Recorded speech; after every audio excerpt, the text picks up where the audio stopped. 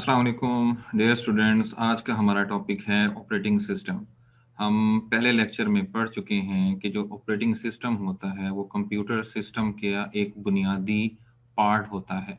हमने इसको ब्रीफली पहले पढ़ा कि ऑपरेटिंग सिस्टम के बगैर कोई भी कंप्यूटर ऑपरेट नहीं कर सकता। ये यूज़र की इंस्ट्रक्शन सिस्टम तक और सिस्टम की जो परफॉर्मेंस की जो आउटपुट है वो यूज़र तक पहुंचाते हैं। ये इंटरमीडिएट होते हैं। आज हम थोड़ी सी डिटेल में इसके बारे में ऑपरेटिंग सिस्टम के बारे में पढ़ेंगे कि इनके फंक्शंस क्या होते हैं और इनकी कितनी तरह की टाइप्स होती हैं।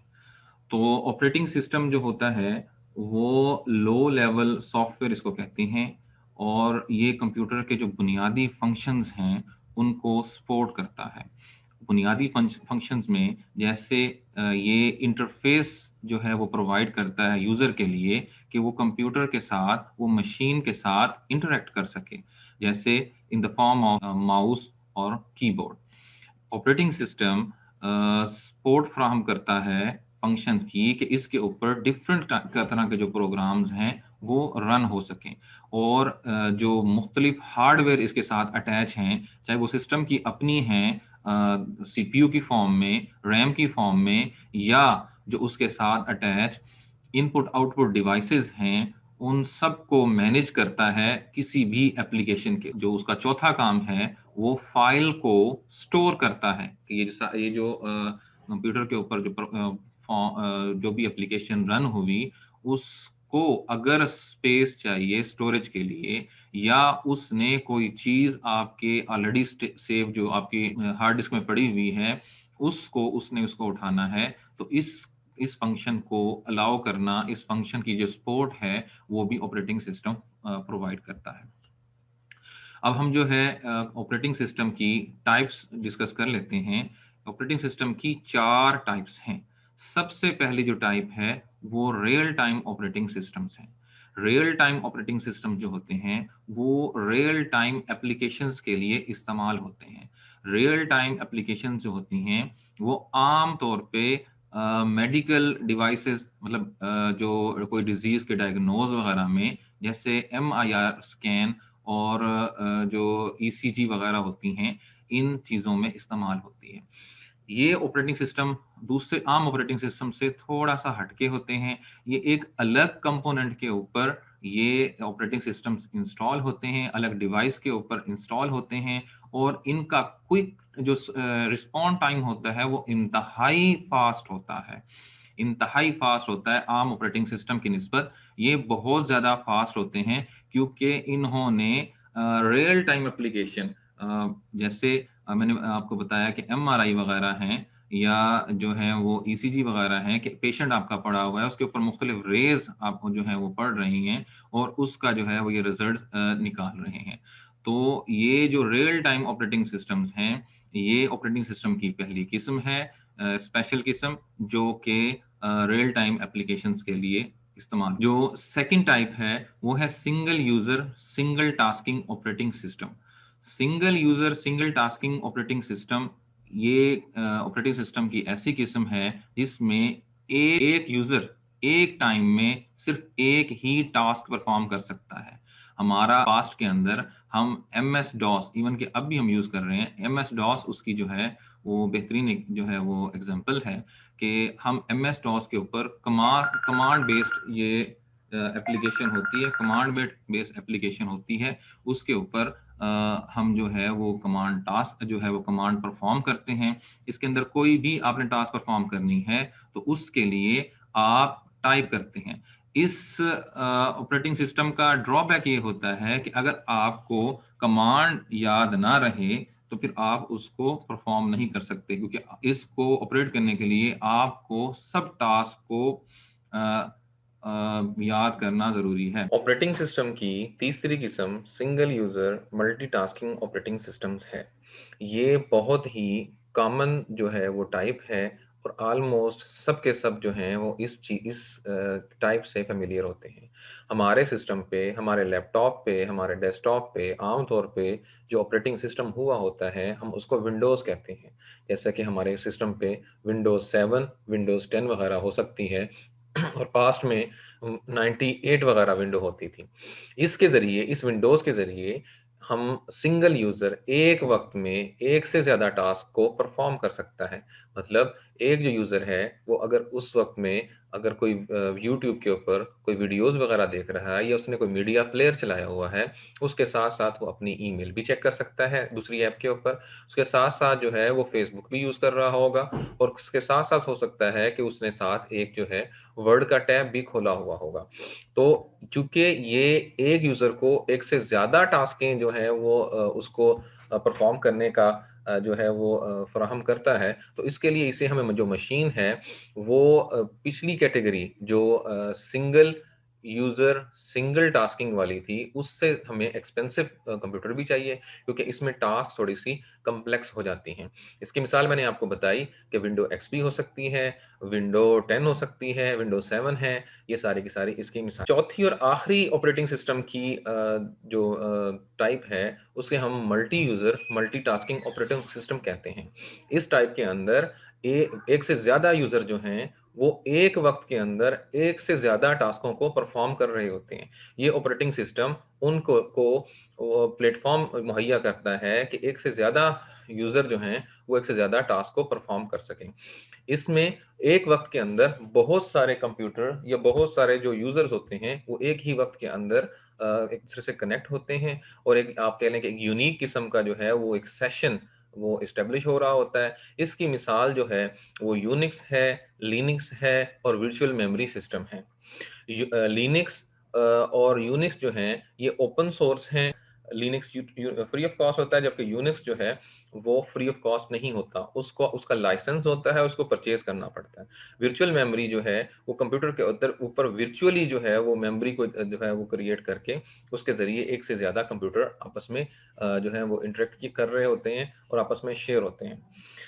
इसकी जो मेंटेनेंस होती है वो काफ़ी जो है वो आसान होती है, लेकिन ये जो कंप्यूटर होते हैं ये पावरफुल कंप्यूटर होते हैं, ये आर्म डेस्कटॉप से और आर्म जो विंडोज़ कंप्यूटर हैं, उनसे काफ़ी ज़्यादा जो है ये पावरफुल कंप्यूटर्स होते हैं। लेक्चर के शुरू में हमने कहा था कि ऑपरेटिंग सिस्टम एक लो लेवल सॉफ्टवेयर होता है, जो कि कंप्यूटर के बुनियादी फंक्शंस को सपोर्ट करता है। उसकी हमने जो है वो 4 जो है वो मिसालें दी थी। हमने उनको बिल्कुल ब्रीफली जो है वो डिस्कस किया था। अभी हम थोड़ा-सा उसको डिटेल में जो है वो डिस्कस करेंगे। उसमें सबसे पहली जो जो वो सपोर्ट करता है वो यूज़र इंटरफ़ेस है।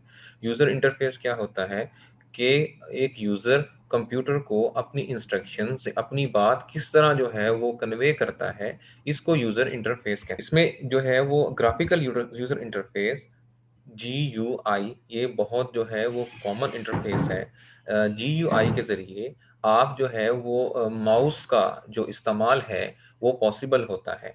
जीयूआई इंटरफ़ेस जो पहले जो कमांड टास्क बेस्ड जो टास्कें होती थी जैसे एमएस डॉस वगैरह जो होते थे ऑपरेटिंग सिस्टम उनके अंदर ये नहीं होता था।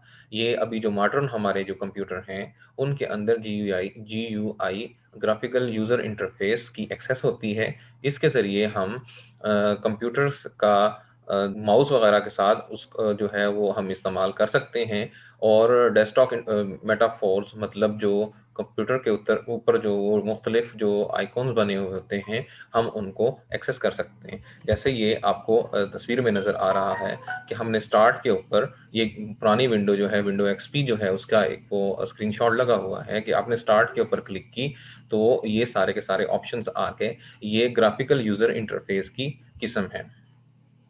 इसके ज़रिए ग्राफिकल यूज़र इंटरफ़ेस के ज़रिए हम टास्क को स्विच कर सकते हैं, एक टास्क से दूसरे टास्क की तरफ। जैसे बहुत सारे टैब नीचे खुले हुए हैं, मैं माउस के ज़रिए या जो है वो उसके ज़रिए मैं एक टास्क से दूसरी टास्क की तरफ स्विच हो सकता हूँ। इसके ज़रिए बहुत सारे टास्क जो हैं वो शॉर्टकट्स जो हैं वो बनाए जा सकते हैं, जो कि जो है एमएस डॉस वगैरह में पॉसिबल नहीं थे।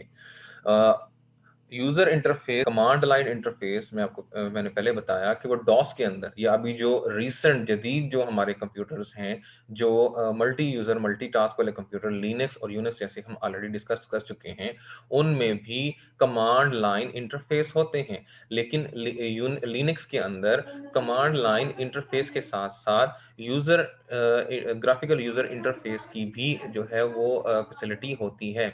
ये कमांड लाइन जो इंटरफेस होते हैं वो मोस्टली जो है वो कमांड के ज़रिए हमने कमांड प्रॉम्प्ट ओपन करनी है और उसके ऊपर अपनी कमांड टाइप करने हैं। हमने कोई फ़ोल्डर खोलना है या हमने कोई ऐप खोलनी है या कोई इंस्टॉल करनी है, हम कमांड के ज़रिए ही सारा जो है वो टास्क परफॉर्म करते हैं।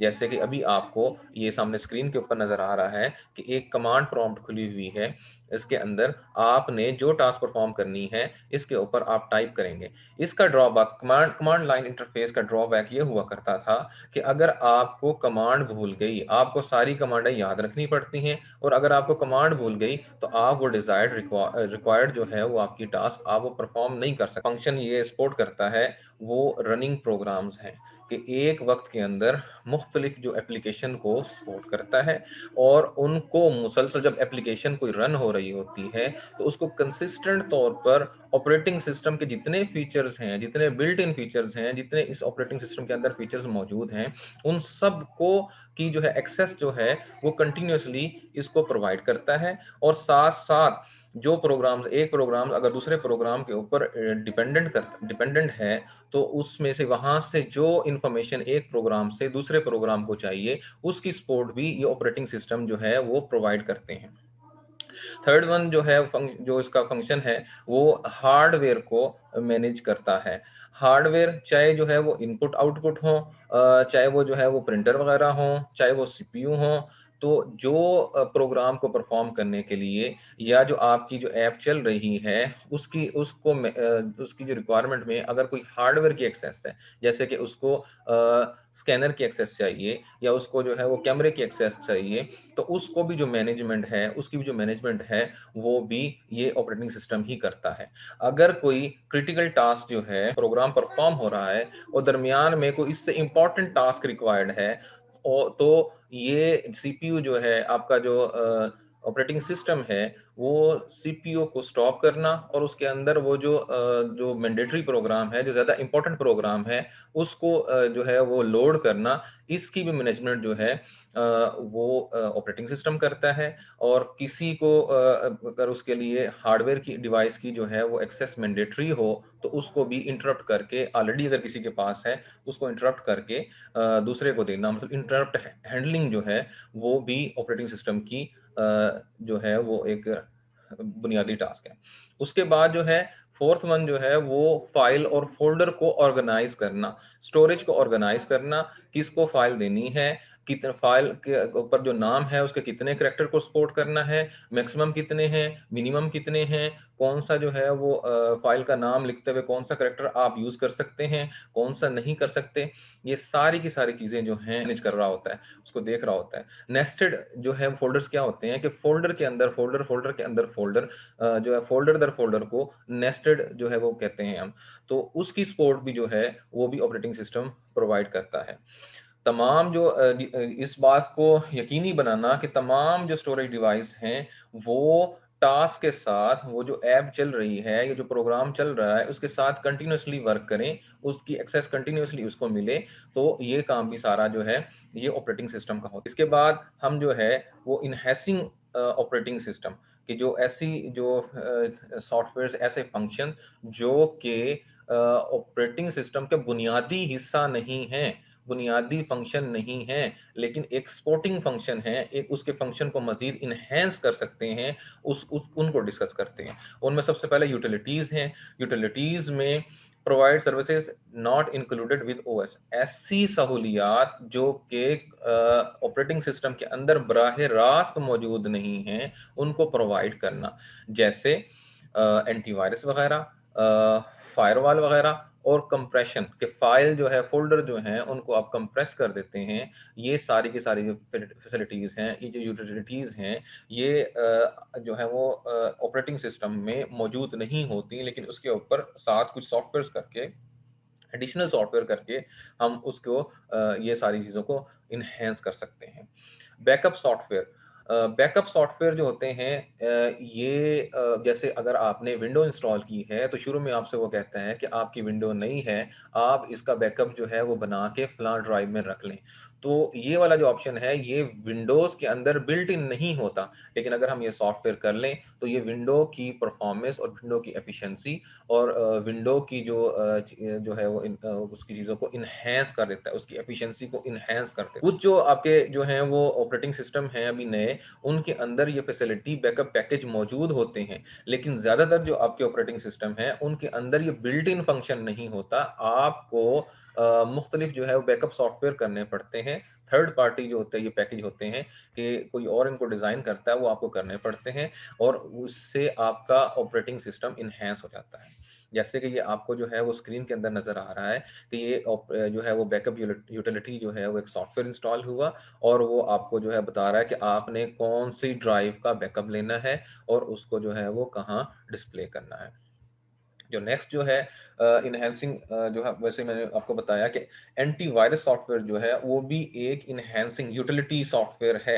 एंटीवायरस क्या करते हैं कि आपके कंप्यूटर को डिटेक्ट करते हैं, वायरस को ब्लॉक करते हैं और वायरस को रिमूव करते हैं। वायरसेस क्या होते हैं? ऐसे प्रोग्राम, ऐसे डिस्ट्रक्टिव प्रोग्राम होते हैं जो कि आपकी कंप्यूटर की एफिशिएंसी और कंप्यूटर के ऊपर जो आपकी ऐप्स चल रही होती हैं उनकी एफिशिएंसी को मुतासर करते हैं, उनको हम वायरस कहते हैं। उनको फाइंड करना, उनको ब्लॉक करना और उनको कंप्यूटर से रिमूव करना, ये जो है एंटीवायरस सॉफ्टवेयर्स का काम होता है। इनको जो है वो ये अपडेटेड होती है ऑटोमेटिकली नेटवर्क से जो है वो इनको अपडेट्स वगैरह मिलती रहती हैं। जैसे कोई जो है वो नया कोई वायरस आया, उसके अकॉर्डिंग इनको अपडेट किया जाता है। इनकी बहुत सारी अक़साम हैं। इनमें से जो फ़ेमस किस्म के जो एंटीवायरस हैं, उसमें मैकेफ़े है, उसमें नॉर्ट्रॉन एंटीवायरस है, उसमें सिमेंटिक है, उसमें पांडास हो सकता है और भी बहुत सारे जो हैं आपके एंटीवायरस हैं। फायरवॉल भी जो है ये भी एक किस्म का एंटीवायरस होता है। एंटीवायरस जो होता है वो सिर्फ़ सिस्टम के अंदर आपका अगर सिस्टम इंटरनेट के साथ कनेक्ट नहीं है, सिस्टम के अंदर जितने प्रोग्राम्स हैं, वो उनको फाइंड उनके अंदर जो है वो इश्यूज़ को फाइंड करता है, ब्लॉक करता है, रिमूव करता है। जबकि फायरवॉल ये हार्डवेयर में भी हो सकती है, सॉफ्टवेयर भी हो सकता है। ये इंटरनेट पे आपके सिस्टम को जो है वो हैकर से बचाता है। आपके सिस्टम के ऊपर कोई जो है वो इंट्रूडर मतलब कोई ऐसा यूज़र उसकी उसमें एंटर ना हो आपके सिस्टम उसको वो ब्लॉक करता है। आपकी जो है वो कम्युनिकेशन को इंटरनेट पे वो आपको जो है वो महफ़ूज़ करता है और आपका जो कंप्यूटर है उसको हैकर्स के लिए जो है वो इनविज़िबल जो है वो ना नज़र आने वाला बनाता है। इंट्रूजन डिटेक्शन क्या होती है? इंट्रूडर उसको बंदे को कहते हैं कि जो ऐसा शख्स जिसका आपके सिस्टम से कोई ताल्लुक लेना देना नहीं है, लेकिन वो आपके सिस्टम में घुसने की कोशिश कर रहा है। जो इंट्रूजन डिटेक्शन होती है, वो ऐसे इंट्रूडर को, ऐसे जो है वो शख्स को, ऐसे सिस्टम को उस आपके सिस्टम पे वे न आपकी फायरवॉल के ज़रिए ब्लॉक कर देता है और वो ताकि वो आपकी सिक्योरिटी को महफूज बनाए। इन्हांसिंग एंड स्क्रीन सेवर्स जो है ये एक और जो है वो क्रूशियल किस्म की आपकी जो है वो यूटिलिटी है कमांड लाइन सिस्टम्स के लिए। ये जो है वो सिस्टम को बर्न होने से जो है वो रोकती है और ये जो है वो फ़न के तौर पे भी हम इस्तेमाल कर सकते हैं। मुख्तलिफ़ किस्म के जो है वो फ़नी किस्म के जो है वो आप कर सकते हैं अपने ज़ौक़ के मुताबिक, अपने शौक़ के मुताबिक बहुत सारे जो है वो स्क्रीन सेवर्स होते हैं। इससे एक तो आपकी जो स्क्रीन है वो बड़ी अच्छी लगती है, साथ ये है कि ये सिस्टम को बर्न इन से जो है वो प्रिवेंट करते हैं।